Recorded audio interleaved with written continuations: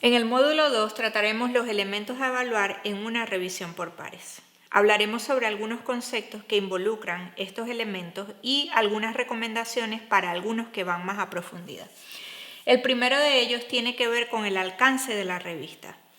El alcance de la revista va a determinar de qué manera el árbitro puede influir en la revisión de una u otra forma. Existen algunas revistas que tienen normativas muy específicas acerca de cómo escribir, cómo usar los verbos, si utilizar el pasado o el futuro, si escribir en primera persona o en tercera persona, y establecen reglamentos o normativas muy específicas que el revisor debe tomar en cuenta para llevar a cabo dicha revisión.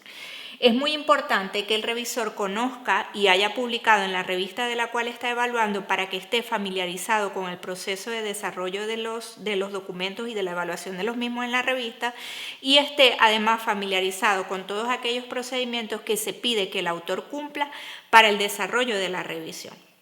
¿Por qué les digo esto? Porque han sucedido casos en los que los revisores recomiendan algunas cosas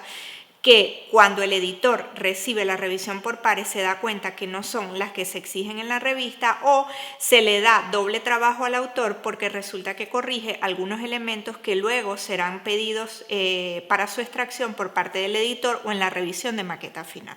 Entonces, por esto, el revisor debe estar familiarizado con estos elementos. Además, y digamos lo más importante en la revisión por pares, tiene que ver con verificar la profundidad del conocimiento de ese documento que se está presentando. Esto tiene que ver con el manejo adecuado de conceptos acerca del área de conocimiento específica en el que se desarrolla el documento, además el uso apropiado de autores que solamente lo conocen aquellas personas relacionadas con el área de conocimiento, si esos autores son pertinentes, actuales y son los que deben usarse para los conceptos utilizados, la mezcla o el uso de diversas perspectivas epistemológicas dentro del desarrollo del trabajo, y además la actualización del conocimiento que está aportando ese autor. En la profundidad del conocimiento es donde evaluamos la teoría que presenta el autor y sobre la cual basa su estudio, sea este estudio de tipo teórico o de tipo práctico. Siempre el autor debe tener una teoría de basamento en la cual demuestre que ese conocimiento que está desarrollando es conocido por él en sus diversos aspectos. Luego tenemos la metodología. La metodología es, digamos, como el punto central de la evaluación por pares. ¿Por qué? Porque un árbitro o revisor por pares que se encuentra familiarizado con la metodología en su área de conocimiento sabe cuáles son los elementos fundamentales a tomar en cuenta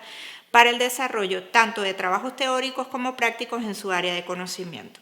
En este sentido, debe buscar que quede sumamente claro, y cuando digo claro no digo conceptualizado, pero sí claro, cuál es el tipo y diseño de investigación que el autor utilizó para desarrollar su procedimiento en el desarrollo del trabajo,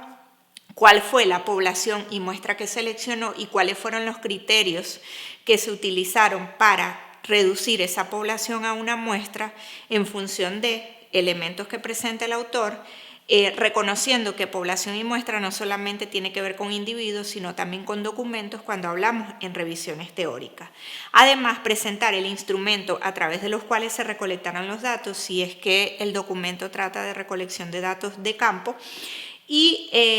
todo esto que engloba la metodología debe ser perfectamente replicable para estudios posteriores. Ese es uno de los principales elementos que el árbitro debe tomar en cuenta. Una metodología bien planteada, que no necesariamente establece conceptos de lo que es un tipo o diseño de investigación, sino que establece el procedimiento adecuado y concreto, paso a paso, de cómo se llevó cada uno de los procesos metodológicos para obtener el conocimiento que se obtuvo, es aquella que le muestra a posibles futuros autores cómo hacerlo de la misma manera para obtener un resultado similar o avanzar en ese conocimiento en el área específica en el cual lo está desarrollando. Esto quiere decir que la metodología debe ser perfectamente replicable para que ese conocimiento pueda ser considerado como científico en su área de conocimiento. Luego, y no menos importante, está relacionado con el aporte que haga ese documento a la ciencia en la cual se está desarrollando. Muchas veces decimos que ya todo está escrito, que todos los documentos que se desarrollan en la actualidad pues no tienen ningún aporte o algún avance específico, pero les digo desde mi experiencia que pueden haber muchos aportes dentro de un documento que tienen que ver no solamente con una innovación específica en un área, sino también tratar, por ejemplo, revisiones adicionales de documentos que ya habían sido revisados, tratar desde una perspectiva novedosa o diferente un concepto que ya haya sido tratado, o incluso darle novedad a un tema a través del uso o implementación de diversos procedimientos metodológicos que hagan que se pueda tener una perspectiva distinta. Este aporte a la ciencia generalmente es muy buscado por las revistas científicas y de hecho muchas de ellas al realizar arbitrajes le piden a los revisores que tengan buen ojo para determinar si aquello que se está escribiendo es algo sumamente repetido o es algo que puede identificarse como un posible nicho o campo de acción novedoso en un área de conocimiento. Recordemos que las revistas científicas y nosotros incluso como autores lo que buscamos es que ese documento sea revisado y pueda ser citado y replicado en documentos posteriores, lo cual le da la importancia al documento científico que estamos publicando en ese momento, sea en un libro o en una revista. Luego, como adicional en esta unidad, les voy a hablar de algunas recomendaciones en la revisión de plagio. Muchos sabemos que en los últimos años existen una gran cantidad de software de revisiones antiplagio que nos ayudan a determinar si ese documento que se está presentando ante una revista o un libro se encuentra repetido en Internet o en algún otro documento asociado. Sin embargo,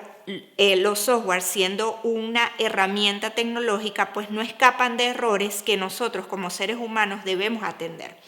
Para esto yo les recomiendo ampliamente leer el documento de Luis Codina sobre las recomendaciones para revisar los documentos o los porcentajes que resultan de los antiplagios y así poner el ojo humano en este procedimiento.